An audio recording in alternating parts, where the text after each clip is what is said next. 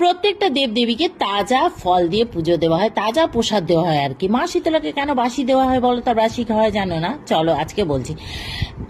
রাজস্থানের এক ডোংরি গ্রামে মা শীতলা একবার বেরিয়েছিল সবার বাড়ি বাড়ি দেখতে কোথায় কোথায় ওনার বাড়ি মানে ওনার পুজো হচ্ছে।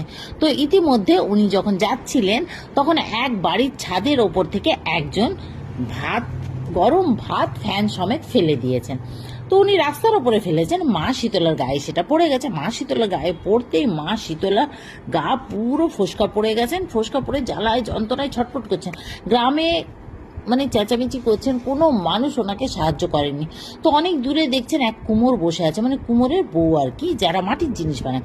তো উনি ওনাকে দেখতে পেয়ে ওনার বাড়িতে নিয়ে গেছেন, বাড়িতে নিয়ে গিয়ে ওনাকে বসিয়ে পুরো ঠান্ডা ঠান্ডা শীতল জল ওনার গায়ে ঢেলেছে। ওনার খুব আরাম লেগেছে। তারপরে উনি বললেন, আমার প্রচুর খিদে পাচ্ছে, কিছু খেতে দাও। তো আগের দিনে রাতের ওনার বাড়িতে রাবড়ি আর রুটি রাখা ছিল, সেইটা উনি ওনাকে খাইয়েছেন।